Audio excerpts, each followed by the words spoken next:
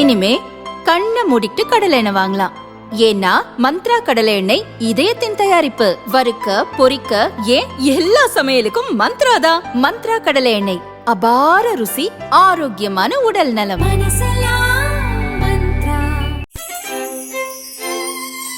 இந்த அக்ஷய திருத்தியை பிரின்ஸ் ஜுவல்லரியுடன் கொண்டாடுங்கள். உங்கள் வளங்களை இரட்டிப்பாக்குங்கள்.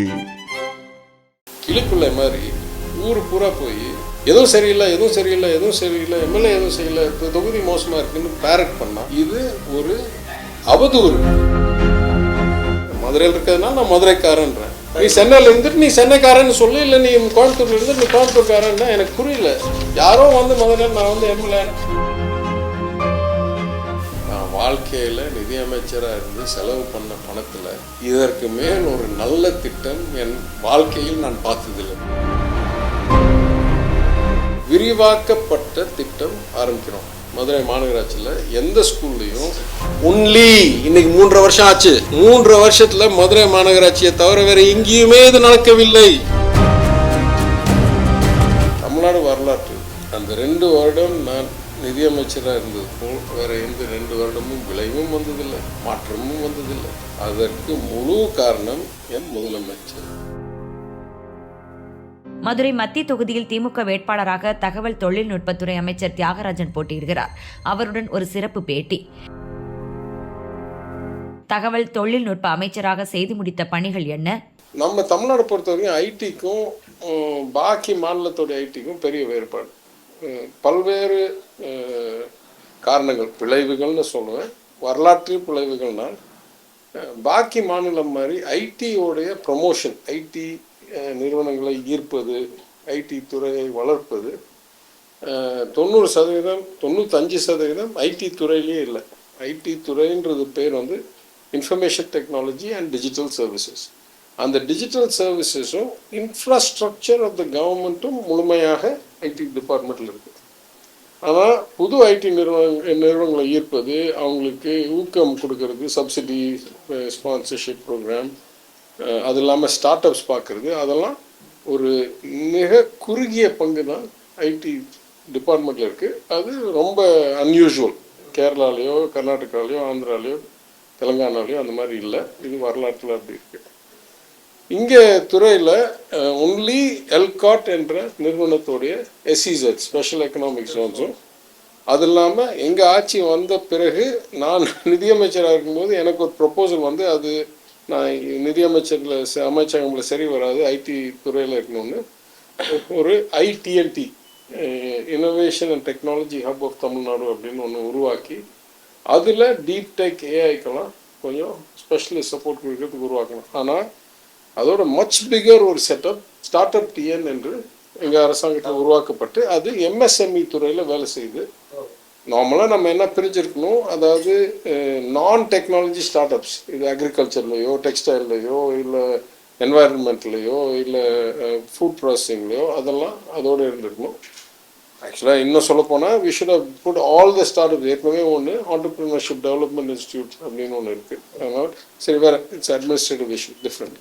But in this IT department ELCOT one big part, TNE governance agency one big part, அதுக்கப்புறம் some ITNT which is relatively new. அது இல்லாமல் தமிழ்நாடு ஃபைபர் நெட் கார்பரேஷன், அதாவது இந்த கண்ணாடி வளையத்தை எல்லா இடத்துலையும் போடுறது. தமிழ்நாடுக்கு ஒரு unique, no other state has such a licence. அரசு கேபிள் டிவி ஒன்று இருக்குது. அது இல்லாமல் ICT academy of Tamil Nadu, information and communications technology, அது training academy. ICT of academies were set up in many states with the subsidy of ஒன்றிய அரசாங்கம் 2008-9 கலைஞர் காலத்தில். தமிழ்நாட்டில் ஒரு தனிப்பட்ட அப்ரோச் இருக்கும். என்னன்னா TCS, காக்னிசன்ட், இன்ஃபோசிஸ் இந்த மாதிரி கம்பெனியோடைய தலைவர்கள் இல்லை சேர்மன், வைஸ் சேர்மன் இவங்களை கூப்பிட்டு நீங்களே போர்டில் உட்காந்து உங்களுக்கு என்ன வேணும் என்ற ஒரு திறன்களை இது மூலமாக நீங்கள் கரெக்ட் பண்ணுறதுக்கு பார்த்துக்கணுன்னே நம்ம ICT அகாடமி இந்தியாவிலேயே நம்பர் 1 பெஸ்ட் ஆயிடுச்சு. அதில் இன்னைக்கு தமிழ்நாடுடைய ICT அகாடமியில் ஒரு 10 மாநிலங்களில் அலுவலகம் வச்சுருக்கோம். நம்ம தவிர அது இல்லாமல் ஒரு 1800 கல்லூரி பல்கலைக்கழகங்களுக்கு கனெக்ஷன் வச்சுருக்கோம். அதையும் நான் வந்த பிறகு மிக உபயோகப்படுத்தி அதில் 800 தமிழ்நாட்டில் இருக்குது, ஒரு 1000 வெளி மாநிலங்களில் இருக்குது. அதில் கான்ஃபரன்ஸ் நடத்தணும். It's training institute. So ELCOT, டிஎன்இஜே, ITNT, ICT, TANFINET, TAC TV, இன்னும் ஒரு நிறுவனம், இது ரொம்ப அற்புதமான நிறுவனம், TVA, Tamil virtual academy, Tamil இணையவழி கல்விக் கழகம். அதுதான் நான் சொல்லுவேன், என்னுடைய அனுபவத்தில் தமிழ்நாடு அரசாங்கத்தில் மிகவும் சிறப்பாக செயல்படுற ஒரு நிறுவனம்னா டிவி. அது ரொம்ப ரொம்ப அற்புதமான செயல்கள். அது மட்டும் இல்லை, அதுக்கு 3 பங்கு இருக்குது. ஒன்று, செயற்கை நுண்ணறிவு காலம் வரைக்கும் இணைய தமிழை உருவாக்கணும். எல்லா வகையிலையும் தமிழ் இன்டர்நெட்லேயும் ஏஐலையும் எல்லா வகையிலையும் பயன்படுத்தப்படணும், கனித்தமிழ் வளரணும்ன்றதுக்காக இப்போ மாநாடு நடத்திருக்காங்க, ஒரு சொற்பொழிவு சீரீஸ் நடத்துகிறாங்க, ஜேர்னல் மாதிரி உருவாக்குறாங்க. பல நிறுவனங்களோட ஒப்பந்தம் போட்டு இந்த பாஷானா இந்த இந்தியாவுடைய வாய்ஸ் ரெக்கக்னிஷன் அந்த மாதிரி எல்லாம் பண்ணுறோம். அது ஒரு பங்கு. ரெண்டாவது, வெளிநாடு வாழ் தமிழர்களுக்கு தமிழ் கற்றுக் கொடுக்கறது, அதாவது குழந்தைங்களுக்கு அதை ஊக்குவிக்கிறதுக்கு online education plus printed materials plus நாங்கள் ஆட்சிக்கு வந்த பிறகு டிப்ளமா கொடுக்குற அளவுக்கு அந்த கோர்ஸை உருவாக்கி அவங்கள அதில் எடுக்க வச்சு அது சர்டிஃபிகேஷன். ஸோ ஒன்று கனித்தமிழ், ஒன்று இந்த தமிழ் வெளிநாடு வாழ் தமிழர்களுக்கு தமிழ் பயிற்சி, தமிழ் எக்ஸாம் சர்டிஃபிகேட் வரைக்கும் கொடுப்போம். மூணாவது ஒரு லைப்ரரி, தமிழ் வர்ச்சுவல் லைப்ரரி. அந்த லைப்ரரி தான் நீங்கள் முதல்ல சொன்னீங்க, அது ரொம்ப ரொம்ப சிறந்த.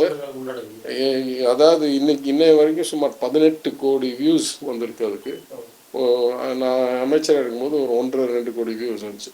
அது மிகவும் சிறப்பித்து அதில் பலருடைய அவங்களுடைய லைப்ரரியை டொனேட் பண்ணியிருக்காங்க. இப்போ என்னுடைய குடும்ப நண்பர்கள் ஜிடி நாயுடு குடும்பத்தில் இருக்கிறது, அவங்க பெரிய லைப்ரரி வச்சுருந்தாங்க. அது ஃபுல்லாக இங்கே ஆன்லைன் பண்ணுறதுக்கு கொடுத்தாங்க.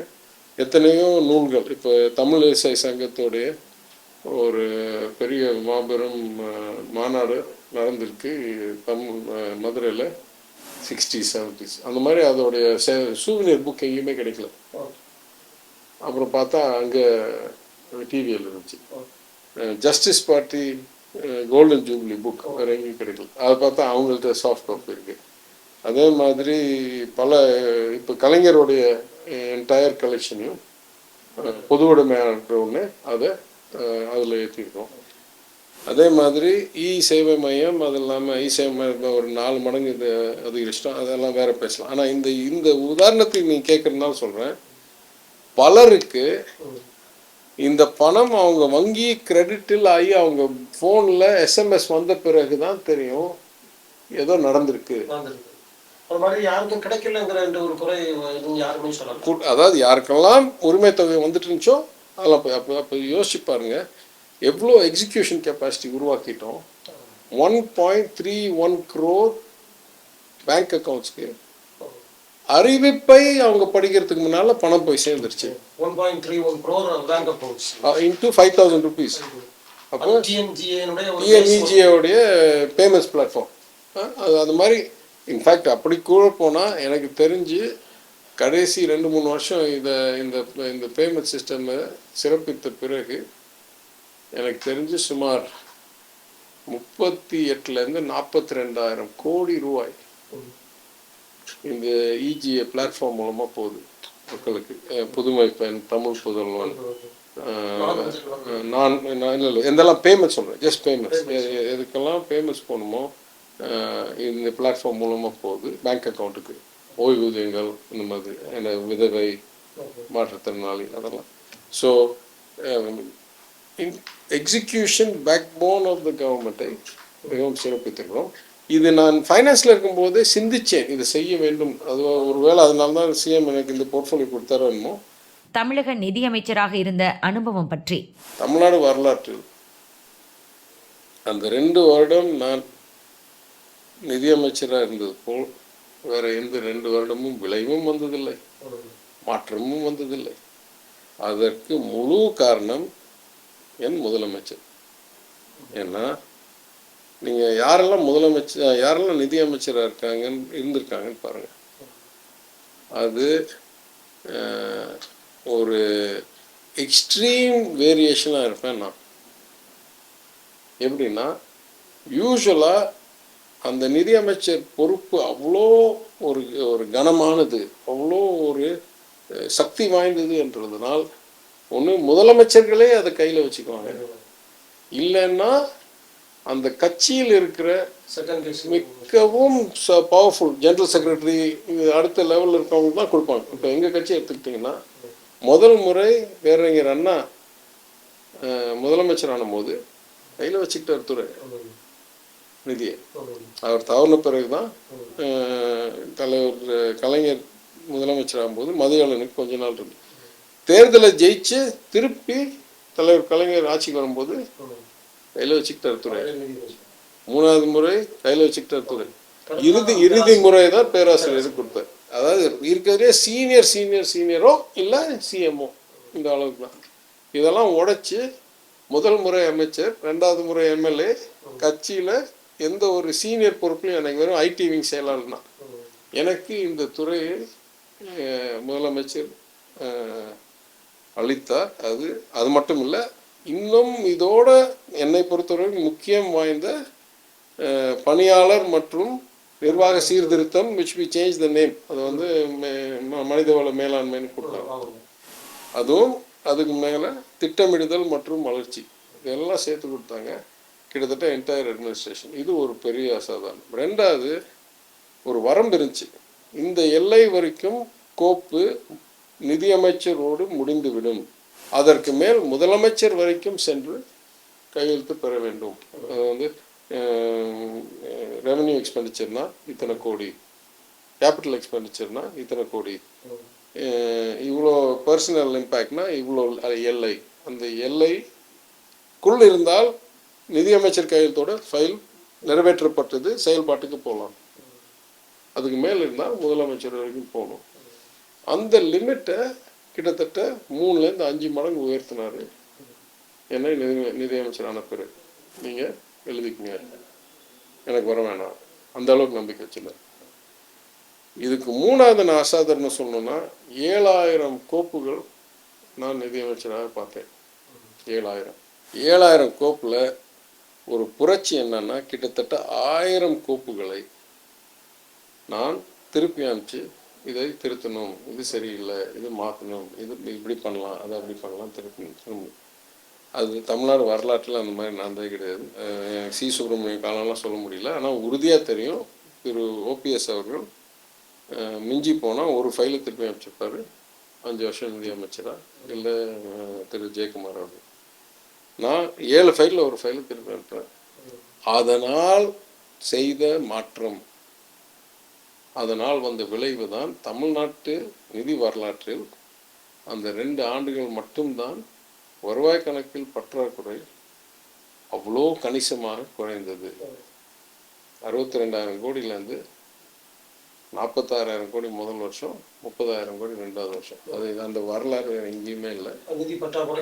வருவாய் கணக்கில் நிதி பற்றாக்குறை அவ்வளோ சிறப்பாக குறைந்தது. அது இல்லாமல் கடன் வாங்குறதும் 92,000லேருந்து 82,000 கிட்டத்தட்ட 2 வருஷம் முந்தின வருஷத்தோடு கம்மியாக வாங்கணும். அந்த வரலாறும் வேறு எந்த 2 ஆண்டுலையும் இல்லை. அப்போ நான் திருப்பி சொல்கிறேன், விளைவு இவ்வளோ சிறப்பு வந்தால் அதற்கு காரணம் மாற்றம் அவ்வளோ நடந்தது. இவ்வளோ மாற்றம் நடத்துவதற்கு என்ன காரணம்? ஒன்று, தெளிவு இருக்கணும், துறையை பற்றி, மேலாண்மை பற்றி எனக்கு இருந்துச்சு. 2வது, நீ புது மனிதராக இருக்கணும், எல்லாத்தையும் புது கண்ணில் பார்க்கணும். ஏற்கனவே ஊறி போயிருந்தால் உங்களுக்கும் மாற்றம். இப்போ 10 வருஷம் கழிச்சு நானே அங்கே போனேன்னா கையெழுத்து போடுறதுக்கு தான் அதிக டெண்டன்சி இருக்குமே தவிர முதல் முறை வரை தான். ஆனால் இதெல்லாம் தாண்டி நான் சொல்வேன், அந்த அளவுக்கு சலுகையும் நம்பிக்கையும் சுதந்திரத்தையும் முதலமைச்சர் எனக்கு கொடுத்ததுனால் அந்த அளவுக்கு என்னால் செயல்பட முடிந்தது. அதனால நான் 2 முறை பேசியிருக்கேன் சட்டமன்றத்தில். என்னை பொறுத்த வரைக்கும் யார் வேணாலும் சேலஞ்ச் பண்ணுறேன். இந்த 2 ஆண்டுகளில் 20 ஆண்டுகளில் நடக்காத மாற்றம் இந்த 2 ஆண்டுகளில் நடந்திருக்குது. அதற்கு முழு காரணம் என் தலைவர். இதே வார்த்தையில் சொல்லுங்க. என்னை அரசியலுக்கு அழைத்து வந்தவர் என் தலைவர். என்னை வாய்ப்பளித்து தேர்தலில் நிற்க வைத்தவர் என் தலைவர். என்னை அமைச்சராக்கினவர் என் தலைவர். இந்த இலாக்காக்களை கொடுத்தவர் என் தலைவர். எனக்கு அறிவுரை சொல்றவர் என் தலைவர். என்னை பாதுகாப்பாக வைக்கிறவர் என் தலைவர். எம்எல்ஏ என்ற முறையில் மதுரை மாநகருக்கு நீங்கள் செய்த பணிகள் என்ன? குடிதண்ணியில் பார்த்தீங்கன்னா மிகப்பெரிய புரட்சி நடந்திருக்கு. நம்ம தண்ணி பற்றாக்குறை மாநகரமாக இருந்த காலத்தில் அவர் ரிப்போர்ட் இருக்காரு. வாட்டர் டேங்க்லேயே 10 வருஷம் 15 வருஷமா தண்ணியே ஏற்றலை. கரெக்டா இல்லையா? ஏன்னா அவ்வளோ பற்றாக்குறை இருந்தது. வர்ற தண்ணியெல்லாம் உடனே கொடுத்துருவாங்க. உபரி மாநிலமாகி இப்போ 20 லட்சம் மக்கள் தொகைக்கு global standard 130 LPCD litres per capita daily. அப்போ 20 லட்சம் மக்களுக்கு 130 LPCDனா நம்மளுக்கு வர வேண்டியது 260 MLD மில்லியன் லிட்டர்ஸ் டெய்லி. இன்னைக்கு நம்மளுக்கு சப்ளை கான்ட்ராக்ட் இந்த 3வது கூட்டு குடிநீர் திட்டம் முடிஞ்ச பிறகு 321. இன்ஃபேக்ட் கமிஷனர் கடைசியாக பேசிட்டு இருந்தாங்க, ஒரு 19 MLD நான் கேன்சல் பண்ணலான் இருக்கேன் காவேரி கூட்டு நீர் திட்டத்திலேருந்து. ஏன்னா நம்மளுக்கு தேவையில்லை. இப்போ என்ன பிரச்சனை, உபரி தண்ணி இருக்கே தவிர இந்த பைப்பெல்லாம் கொஞ்சம் ஃபிக்ஸ் பண்ணும். அது இல்லாமல் ஓவர் ஹெட் டேங்க்லேருந்து தண்ணி வர்றதுனால ரொம்ப நாள் ப்ரெஷரே தாங்காத பைப்பில் இப்போ ப்ரெஷரோடு வருது. அந்த அடிப்படையில் பார்த்தா இது 3 தவிர there is a saying, think global but act local. Act local na you have to do local problems also. I'm not நான் எம்எல்ஏ இருக்கிறதுனால தான் நான் அமைச்சராக இருக்கேன். நான் வந்து டெல்லி மாதிரி ராஜ்யசபா மூலமாக வந்துட்டு எனக்கு தொகுதி இல்லாமல் இல்லைல்ல. அதனால் தொகுதியில் நான் சொல்லுவேன் எண்ணற்ற பணிகள் செஞ்சுருக்கேன். என் தொகுதியில் சும்மா ஒரு 10 படிக்கிறேன். போர்வெல் 47 இடங்களில் புதுசாக சேட்டலைட் டிவைனிங் டெக்னாலஜி கொண்டாந்து 47 இடங்களில் 2,19,00,000 ரூபா ஓவர் 10 years. அதே மாதிரி 159 இடங்களில் ரோடு விட்டா இங்கே 2 கிலோமீட்டர், இங்கே 50 அடி, இங்கே முழுசாக கிட்டத்தட்ட முழு தத்தநேரி ஹவுசிங் ஏரியாவும் கிட்டத்தட்ட முழு SS காலனியும் என் நிதியில் புதுசாக போட்டுது. அங்கன்வாடி குழந்தைகளுடைய வளர்ச்சி ரொம்ப முக்கியன்றதுனால 23 10 ஆண்டுகளில் 23 எனக்கு இருக்கிறது மொத்தம் 16 வார்டு, 23 புது அங்கன்வாடி கட்டி கொடுத்துருக்கோம். ஒரு அங்கன்வாடிகளையும் சமயக்கூடம் சேர்த்து பாத்ரூம் சேர்த்து அங்கே செயல்படுத்துகிறது. அதே போல் என் தொகுதியில் இருக்கிற அனைத்து அரசு பள்ளிகளிலும் அனைத்து ஒன்று விடாமல் ஏதோ ஒரு நன்மை, கழிப்பறை, classroom, library, smart class, computer, notebooks, என்ன சொல் சப்ஸ்கிரிப்ஷன்ஸ் டு மேகசின் ஒன்று விடாமல் பண்ணியிருக்கேன். 22 புது ரேஷன் கடைகள், 22 8 சமுதாய கூடங்கள், 2 சில்ட்ரன்ஸ் பார்க், 2 சலவை கூடங்கள். இப்போ ஒன்று தீ விபத்து நடந்துச்சுல, 2 முதல்ல ஒன்று கட்டி கொடுத்தா அது 10லன்னாங்க, 2வது கட்டி கொடுத்தேன். 3 இடங்கள் PHCயில் ஸ்கேன் இருக்கிறதுலையே சிறப்பான விளைவு சார் ஒரு ஸ்கேன். அதே மாதிரி இப்போ மாடல் கோட் வர்றதுக்கு முன்னால் 10 நாளைக்கு முன்னால் ஆரம்பித்தோம். அன்சாரி நகரில் அங்கே இருந்த UPHCயில் புது கட்டடம் கட்டினது கார்பரேஷன். அதுக்கு டயாலிசிஸ் டிவைசஸ் கொடுத்தது HCL அஞ்சும், HDFC பேங்க் அஞ்சும். HCL உடைய குளோபல் CEO என்னுடைய பள்ளி ஜூனியர், HDFC பேங்க் உடைய CEO என் ஃப்ரெண்டு, போர்டில் இருக்கிற இன்சார்ஜ் ஆஃப் CSRம் என் ஃப்ரெண்டு. அதனால் 5 டயாலிசிஸ் மிஷின் ஆளுக்கு வாங்கி கொடுத்தாங்க. 16 லட்சம் 17 லட்சம் ஒரு மிஷின். அந்த மெஷின்களை இயக்குவதற்கு நம்மகிட்ட ஆள் பத்தில் GHலன்னு சொல்லி டேங்கர் ஃபவுண்டேஷன் ஒரு ஃபவுண்டேஷனை கான்ட்ராக்ட் போட்டு அவங்க பணத்தில் மெயின்டெனன்ஸு ஆப்ரேஷன் எல்லாம் போட்டு 10 dialysis machine, tanker foundation operation. Corporations only cost was சுத்தப்படி கொடுத்தது அந்த பில்டிங்கை. இப்போ அது ஆரம்பிச்சிருச்சு. டயாலிசிஸ் பண்ணணும்னா இனிமேல் GHக்கு வர வேணாம். நீங்கள் அன்சாரி நகர்னா எங்கே தெரியுங்களோ உங்களுக்கு மண்டல ஆஃபீஸ், அதாவது பெரியார் பஸ் ஸ்டாண்ட்லேருந்து ஏறி இறங்கினா. அப்போ செலவு காப்பீட்டு திட்டம் அட்டையை வச்சுருந்தீங்கன்னா இலவசம். இல்லைன்னா எவ்வளோன்னு நினைக்கிறீங்க டயாலிசிஸ்க்கு? 350 ரூபா. உலகத்தில் எனக்கு தெரிஞ்சு வேறு எங்கேயுமே ஒரு கிட்னி டயாலிசிஸை 350 ரூபாய்க்கு பண்ணவே முடியாது. இப்போ நான் நினைக்கிறேன், எப்படி 30 பிஹெச்சிஸ்லேருந்து ஒரு ஸ்கேன் சென்டருக்கு அனுப்புகிறாங்களோ, உறுதியாக கிட்டத்தட்ட ஆற்றுக்கு அந்த பக்கம் இருக்கிற அனைத்து மாநகரத்திலிருந்தும் ஜிஹெச்சுக்கு அனுப்புறதுக்கு பதிலாக அன்சாரி நகருக்கு தான் அனுப்ப போகிறாங்க டயாலிசிஸ்க்கு. இன்னும் நான் ஒரு ரொம்ப பெருமையாக ஒரு திட்டத்தை சொல்லுவேன். இது ஒன்று மாத்திரம் கேட்டு, முதலமைச்சர் காலை உணவு திட்டம். முதலமைச்சர் எனக்கு பெரிய பெருமை சேர்த்துறார். ஏன்னா நல்ல நிதியமைச்சராக ஃபங்க்ஷன் பண்ணுறேன்னு சட்டமன்றத்திலே பேசுகிறார். காலை உணவு திட்டம் நம்ம தொகுதியில் துவக்கப்படுகிறது.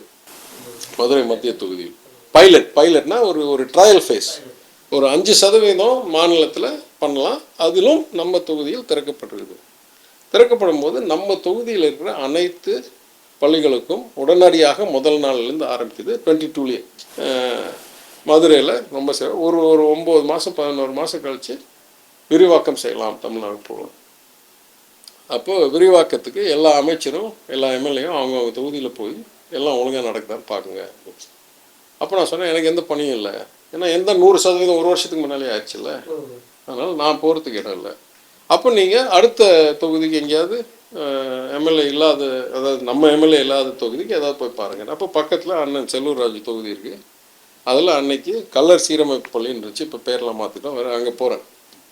அங்கே போய் உட்காந்தா என்னோட பக்கத்தில் உட்காடுறாங்க 3 வயசு 5 வயசு 8 வயசு 7 வயசுலாம் சாப்பிட்டு இருக்கோம். அந்த பக்கம் பார்த்தா 10 12 15 வயசு பசங்க அந்த கிளாஸ்லாம் ஹையர் கிளாஸ்லாம் இருக்காங்க. அப்போ எனக்கு திடீர்னு தோணுது, ஏங்க இவங்கெல்லாம் இருக்காங்க, இவங்களுக்கு சாப்பாடு இல்லை சார். சிஸ்டம் வந்து வெறும் எலிமெண்ட்ரி ஸ்கூலுக்கு தான். நாங்கள் எதர்ச்சியாக இங்கேருந்து 12th வரைக்கும் நடத்துகிறோம். இங்கேருந்து எலிமெண்ட்ரிலேருந்து 12th வரைக்கும். ஏன்னா வெவ்வேறு ஸ்கூலில் வெவ்வேறு டிசைன், வெவ்வேறு பிளெயின் எலிமெண்ட்ரி, சிலது வந்து எலிமெண்ட்ரி ப்ளஸ் மிடில் ஸ்கூல், சிலது வந்து எலிமெண்ட்ரி ப்ளஸ் சீனியர் ஸ்கூல் எல்லாம். இந்த திட்டம் கார்ப்பரேஷன் ஆஃப் மதுரையால் விரிவாக்கம் செய்யப்பட்டு எந்த காம்பவுண்ட்லேயும் எந்த கட்டடத்தையும் ஒரு குழந்தை சாப்பிட்டால் அனைத்து குழந்தைகளும் சாப்பிட்ற அளவுக்கு விரிவாக்கம் நாங்கள் செய்கிறோம் நம்ம முயற்சியில் அப்படின்னு தீர்மானத்தை மாத்திரம் நீங்கள் பாஸ் பண்ணிடுங்க. பணத்தை நான் கொடுத்துட்றேன். அது அரசாங்கம், அதாவது மாநகராட்சியிலேருந்து வர வேணாம். அங்கே உட்காந்துட்டு சாப்பிட்டுட்டு இருக்கும்போது திட்டமிடுறோம். இந்த பக்கம் கான்ட்ராக்டரை கூப்பிட்டு லைனில் வர சொல்லுங்கள். லைனில் வந்தால் எவ்வளோ ஒரு நாளைக்கு? ஸோ ஒரு நாளைக்கு ஒரு சாப்பாட்டுக்கு 12 ரூபா 10 பைசா. எனக்கு அளவில்லாத மகிழ்ச்சி. நான் வாழ்க்கையில் நிதியமைச்சராக இருந்து செலவு பண்ண பணத்தில் இதற்கு மேல் ஒரு நல்ல திட்டம் என் வாழ்க்கையில் நான் பார்த்ததில்லை. 12 ரூபாய்க்கு ஒரு சின்ன குழந்தைக்கு ஒழுங்காக சாப்பிட்டு அதனால தான் படிப்பு அதிகரிக்கும்னு இருக்கிற ஒரு விளைவு.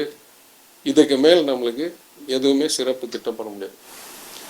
அப்போ உடனே நான் அந்த ஆள்கிட்ட சொன்னேன், நாங்கள் எண்ணிக்கையை அதிகரிக்கிறோம், நீங்கள் என்ன ரேட் அரசாங்கத்துக்கு சார்ஜ் பண்ணுறீங்களோ அதே ரேட்டை நாங்கள் கூடுதல் எண்ணிக்கைக்கும் சேர்த்துங்க. உங்கள் ஒப்பந்தம் கான்ட்ராக்ட் கவர்மெண்ட்டு 7,000 சொச்சம், எத்தனை கூடுதல் நாங்கள் சொல்கிறோமோ அதுக்கும் நீங்கள் இதே ரேட்டில் கொடுத்துட்றீங்களா? உடனே சரின்ட்டாப்பில். உடனே 2 நண்பர்களை கூப்பிட்டு, எங்க உங்கள் கார்ப்பரேட் சோஷியல் ரெஸ்பான்சிபிலிட்டி ஃபண்ட்லேருந்து எனக்கு கொஞ்சம் நிதி வேணும். எவ்வளோ வேணும்? ஒருத்தர் சொன்னார் 5 லட்சம், ஒருத்தர் சொன்னார் நான் கொடுக்குறேன், ஒருத்தர் சொன்னார் நான் 10 லட்சம் வேணும். யூ ஓன்ட் பிலீவ், இதை போட்ட பிறகு சிஇஓ வந்து சொல்கிறார், சார் ஆக்சுவலி ஒரு விதிமுறை இருக்குது, இவங்க யார்கிட்ட வேணும்னு கேட்டுட்டு தான் சாப்பாடு கொடுக்கணும், நம்ம எல்லாத்துக்கும் கொடுக்க முடியாது, யாருக்கு வேணும்னு கேட்டு தான். ஆக்சுவலாக அது கவர்மெண்ட் செலவை வீணாக்காது இருக்க சொல்கிறாங்க. சரி, உங்கள் விதிமுறை போய் 28 நாளும் வேணுமோ இந்த நிகழ்ச்சிக்கு பிறகு விரிவாக்கப்பட்ட திட்டம் ஆரம்பிக்கிறோம். மதுரை மாநகராட்சியில் எந்த ஸ்கூல்லையும் எங்க ஃபர்ஸ்ட்டு ஒன்லி இன்னைக்கு 3.5 வருஷம் ஆச்சு. 3 வருஷத்துல மதுரை மாநகராட்சியை தவிர வேற எங்கேயுமே இது நடக்கவில்லை. இதுதான் லோக்கல், இதுதான் கனெக்ட். நான் மதுரக்காரண்டா என்ற உங்களின் பிரச்சாரம் வைரலாகிறது. அதே நேரத்தில் புதிய நீதி கட்சி வேட்பாளர் சுந்தர் சி முன்வைக்கும் விமர்சனங்கள் பற்றி. யாரோ ஒரு நபர் இதுவரைக்கும் எந்த அடிப்படை கொள்கையும் இல்லை. ஏன்னா அவரும் அவர் மனைவியும் 2 பேரும் அரசியலில் இணைந்து செயல்படுறாங்க. மனைவி 3 கட்சியில் இருந்திருக்காங்க, இவர் 2 கட்சியில் இருந்திருக்காரு, ஏதோ ஒரு கட்சியை சேர்ந்துருக்காரு, இன்னொரு கட்சி சின்னத்தில் நிற்கிறார். அப்போ கொள்கை ரீதியாக இவங்க எதுலேயும் நிரந்தரமாக இருந்ததில்லை. பரவாயில்ல, அடுத்தாப்புல ஏதாவது பொது பணி போராட்டத்தில் ஈடுபாடு இல்லை உங்களுடைய சொந்த நிதி. நான் கொரோனா காலத்தில் பல ஆயிரம் குடும்பங்களுக்கு என் சொந்த பணத்தில் பல 10 லட்சம் ரூபாய்க்கு நிவாரணம் வழங்கினேன். எதிர்கட்சி எம்எல்ஏ இவங்க எந்த வரலாறும் கிடையாது. 10 ரூபா பொது நலனுக்கு செலவு. உங்களுக்கு கொள்கையும் கிடையாது, பொது நலனுடைய வரலாறும் கிடையாது. அடுத்தது ஊரை பற்றியாவது உங்களுக்கு தெரிஞ்சிருக்கணும். எங்கே எல்லை, இப்போ நான் சொல்கிறேன்ல, எவ்வளோ தெளிவாக சொல்கிறேன். எந்த சாக்கடையில் என்ன பிரச்சனை இருக்குது, எந்த ஸ்கூலில் எங்கே சாப்பாடு போகுது, எந்த இடத்துல புது அங்கன்வாடி தேவை, எந்த இடத்துல ரேஷன் கடையை பிரிக்கணும். ஏன்னா ரோடை தாண்டி போய் வாங்குறதுக்கு கஷ்டம், டிராஃபிக் டேமேஜ் இருக்குது, அதனால் டேஞ்சர் இருக்குது. அதுவும் கிடையாது. எதுவுமே இல்லாத நபர் சரி இங்கே வரும்போது படிச்சுட்டாவது வரணும். ஏன்னா உங்களுக்கு அனுபவம் இல்லைன்னா பரவாயில்ல, படிக்கலாம். என்ன வரலாறு, ஏன் இப்படி இருக்குது, இதை இப்போ நான் சொல்கிறேன்ல, 118 ஆண்டுகளாக இது தெளிவாக்காமல் இருக்கிற பிரச்சனை. எதுவுமே இல்லாமல் கிளிப்பிள்ளை மாதிரி ஊர் பூரா போய் எதுவும் சரியில்லை, எதுவும் சரியில்லை, எதுவும் சரியில்லை, எம்எல்ஏ எதுவும் செய்யலை, தொகுதி மோசமாக இருக்குன்னு பேரட் பண்ணால் இது ஒரு அவதூறு. ஏன்னா உங்களுக்கு பொது பணியில் 1 ரூபா செலவு பண்ண வரலாறு கிடையாது. உங்களுக்கு கொள்கையோ லட்சியமோ ஒன்றும் கிடையாது. உங்களுக்கு எல்லை, தொகுதியோட எல்லை எங்கே ஆரம்பிக்குது முடியுது, எத்தனை பள்ளி இருக்குது, எத்தனை ரோடு இருக்குது, எங்கே ஸ்ட்ரீட் லைட் இருக்குது, எங்கே குழாய் சரியாக வேலை செய்யுது, எங்கே சாப்பாடு போடுறாங்க, எதுவுமே உங்களுக்கு தெரியாது. இங்கே வந்து என்ன வரலாறு நடந்திருக்கு எங்கேன்னு கூட தெரியவில்லை. கோயிலுக்கு போயிட்டு வெளியே வந்து சொல்கிறார், எனக்கு பார்த்தா அழுகையாக இருக்குன்ற. நம்மளாம் மீனாட்சி அம்மன் கோயிலுக்கு போனால் சந்தோஷமாக வருவோம், ஏன்னா ஒரு மன நிறைவோடு வருவோம். இந்த நபர் போயிட்டு வெளியே வந்து சொல்கிறார், எனக்கு அழுகையாக இருக்குது. ஏன் அழுகையாக இருக்குது? ரொம்ப மோசமான கண்டிஷனில் இருக்குது. இது வந்து சட்டமன்ற உறுப்பினர் சரியாகவே இல்லை. சட்டமன்ற உறுப்பினருக்கும் மதுரை மீனாட்சி அம்மன் கோயிலுக்கும் என்ன சம்பந்தம்? அறநிலைத்துறையால் இயக்கப்படுறதில்ல. சட்டமன்ற உறுப்பினர் போய் அதில் கை வைக்க முடியுமா? அது கூட எட்டலை. அதெல்லாம் விட்டுருங்க. உங்களுக்கு நல்லா தெரியும், வீர வசந்தராயர் மண்டபம் தீப்பிடிச்சி சேதமடைஞ்ச பிறகு இன்னைக்கு நாளைக்குன்னு நான் கேட்ட அறிக்கை, வை டிட் இட் ஹேப்பன், எதனால் இது தீப்பிடிச்சதுன்ற அறிக்கையே வெளியிடுறதுக்கு அவங்க முன் வரலை. நாங்கள் ஆட்சிக்கு வந்த பிறகுதான் நான் கேட்ட தீயணைப்பு நிலையம் உருவாக்கியிருக்கோம் கோயில் பக்கத்தில். இந்த வீர வசந்தராயர் மண்டபத்தை சீர்திருத்தாமல் குடமுழுக்கு நடத்த முடியாதுன்றதுனால 2021 நடக்க வேண்டிய குடமுழுக்கு 5 வருஷம் தள்ளி வச்சுக்கப்பட்டிருக்கு. மீனாட்சி அம்மன் அருளால் 2024 ஏப்ரல் வரைக்கும் வந்திருந்த வெறும் 7 தூண்களும் என்னமோ போன நவம்பருக்குள்ள 79 தூணும் வந்து கூடுதல் உபயதாரெல்லாம் கூப்பிட்டு கூடுதல் பணமெல்லாம் கான்ட்ராக்ட் தகுதிட்டு கொடுத்து அவர் 2 மடை ஆக்கி எல்லாம் பண்ணி 6 வருஷம் நடக்காத 7 வருஷம் நடக்காத பணியை 8 மாதத்தில் முடித்து இப்போது ஏப்ரல் 13 இன்னைக்கு திறக்க வேண்டியது முடியல. ஜூன் 8 என்னமோ வீர வசந்தராயர் மண்டபம் புதுப்பித்த மண்டபம் 2018 அப்புறம் 35 கோடி ரூபா செலவில் திறக்க போகிறோம். இந்த திறப்பு இமினன்ட் வரப்போகுதுன்ற நம்பிக்கை அர்ச்சகர்களுக்கு வந்த பிறகு என்ன சொல்கிறாங்க, குளமுக்கு தேதி கொடுக்குறோம். தேதி செப்டம்பர் 17 அறிவிக்கப்பட்டுச்சு. ஆனால் நீங்கள் போயிட்டு வந்திருக்காங்க, உங்களுக்கு தெரியும் எல்லா கோபுரமும் பெயிண்ட் அடிச்சு முடிச்சாச்சு, எல்லா சீலிங்கும் பெயிண்ட் அடிச்சு முடிச்சாச்சு, கிட்டத்தட்ட 90% வேலை முடிஞ்சிச்சு. இதுக்கு எவ்வளோ செலவுன்னா 35 கோடி. அப்போது 2021 அதிமுக ஆட்சி, அரசாங்கம், அறநிலைத்துறை மாற்றப்பட்டு திமுக ஆட்சிக்கு வந்த பிறகு அன்னையிலேருந்து இன்னை வரைக்கும் 70 கோடி ரூபாய் செலவில் தாமதமாக செய்யாத பணிகளெல்லாம் செய்து இவ்வளோ சிறப்பித்த பிறகு இந்த நபர் இதை பார்த்துட்டு அழுகை வருதுன்னு சொன்னார்னா, அன்னைக்கு வந்து பார்த்துருந்தாருன்னா என்ன ஆயிருக்கும்? ஹார்ட் அட்டாக் வந்திருக்குமோ என்னமோ. எவ்வளோ இர்ரெஸ்பான்சிபிளாக, ஏங்க படிக்க தெரிஞ்சவர், அவருக்கு படிப்பு இருக்கு, ரொம்ப இல்லைனாலும் போதுமான இது இருக்கு, படிக்க தெரிஞ்சவர் ஏன் தான் இப்படி இருக்குன்னு தெரிஞ்சுக்கிட்டு தானே வாயை திறக்கணும். அப்போ எனக்கு ஏன் கோபம் வருதுன்னா, எந்த ஒரு அடிப்படை வேல்யூவும் கிடையாது. No political philosophy, no history of public service, no understanding of the constituency, no capacity to read and know the history, no capacity. இப்போ நான் சொல்கிறேன், இந்த கல்லெல்லாம் நான் இறங்கலைன்னா யாராலையும் கொண்டாந்துருக்க முடியாது இந்த கடைசி 12-18. ஏன்னா வாழ்நாள் முழுவதும் உருவாக்குன நட்புகள், நான் ஜிஎஸ்டி கவுன்சில் இருந்ததுனால என் ஃப்ரெண்ட்ஸ் எல்லாம் கூப்பிட்டு, பல ஸ்டேட் மினிஸ்டர்ஸ் கூப்பிட்டு எங்கேயெல்லாம் சாப்பிட்டு கொண்டாந்து, ஐஐடியில் என் நண்பர் தான் சிஇஓ இருக்கிறதுனால எல்லாம் பண்ணி இதெல்லாம் பார்த்துட்டு ஒரு நபர் திருப்பி எதுவுமே நடக்கல, எல்லாம் மோசமாக இருக்குன்னு வாய்க்கு வந்ததை பேசிட்டு இருந்தா எப்படி சார் நான் தாங்கிக்க முடியும்? அப்படின்னா என்ன சொல்கிறேன், உனக்கு சார்ந்த ஊரில், உனக்கு தகவல் இருக்கிற ஊரில், உனக்கு புரிதல் இருக்கிற ஊரில், நீ படிக்காமையே அங்கே ஒரு ஆட்டோமேட்டிக் ஃபிட்டாக இருக்கிற உன் வீட்டுக்கு வெளியே இருக்கிற தொகுதியில், ஏன்னா உனக்கு தெரியும் உனக்கு தண்ணி வருதா இல்லையான்னு உனக்கு தெரியும், நீ யார்ட்டையும் போய் கேட்க தேவை, அந்த இடத்துல போய் நீ கவுன்சிலருக்கு நில்லு. நியாயம். ஏதோ சம்பந்தமே இல்லாத ஊரில் எந்த வரலாறும் எந்த புரிதலும் இல்லாமல் ஒரு மணி நேரம் முயற்சி எடுத்துட்டு படிச்சுட்டு பேசணும். அது கூட பண்ணாமல் ஒரு நபர் இங்கே வந்து திரைப்பட இயக்குனர்னால மதுரை மக்கள்லாம் முட்டாளுங்க. நான் என்ன சொல்கிறேங்க, நான் வந்து 5000 கோடிக்கு நிதியமைச்சராக மதுரை மாநகராட்சிக்கு வருமானமோ திட்டமோ ஒதுக்கிடுறேன். குடிநீர் திட்டத்துக்கே 3000 கோடி. இவர் என்ன பண்ணுவாராம்? என்ன இது அர்த்தம்? அப்போ பொது வாழ்க்கைக்கு என்ன எந்த வேல்யூ இல்லையா? எத்தனை லிஸ்ட் வச்சுக்கேன். எங்கள் அப்பா உங்களுக்கு தெரியும், யாரெல்லாம் காலேஜில் சேர முடியாதோ, பணம் கொடுக்க முடியாதோ, இங்கே வந்து கேட்பாங்க எப்படியாவது சிபாரிசு பண்ணி கொடுங்க. அந்த பணியை நான் தொடர்ந்துட்டுருக்கேன். நான் கடைசி எம்எல்ஏ ஆன பிறகு 350 பேருக்கு காலேஜ் அட்மிஷன் வாங்கியிருக்கேன். ₹1 ஃபீ கட்டாமல், அதாவது எக்ஸஸ் ஃபீ கட்டாமல். எந்தெந்த காலேஜஸ், பெரிய காலேஜஸ் நம்ம தொகுதியில் வந்து நான் பேர் சொல்ல விரும்பல, உங்களுக்கு தெரியும், பெஸ்ட் காலேஜஸ். அதே மாதிரி 260 பேருக்கு தனியார் பள்ளிகளில் அட்மிஷன் வாங்கி கொடுத்துருக்கேன், ₹1 கூடுதல் கட்டாமல்.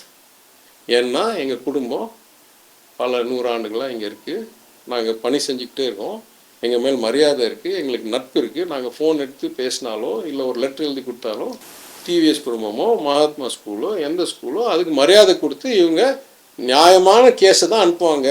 அதனால் நம்மளும் முடிஞ்ச அளவுக்கு செய்வோன்ற பரஸ்பர மரியாதை பல தலைமுறை இருக்கிறதுனால பண்ணுவாங்க. எப்படிங்க ஒருத்தர் நாளான்னைக்கு இங்கே வந்து ஆரம்பிப்பார்? எனக்கு புரியல. நான் சொல்கிறேன், மதுரையில் இருக்கிறதுனால நான் மதுரைக்காரன்றேன். நீ சென்னையில் இருந்துட்டு நீ சென்னைக்காரன்னு சொல்லு, இல்லை நீ கோயம்புத்தூர்ல இருந்துட்டு நீ கோயம்புத்தூர்காரன்னா எனக்கு புரியல.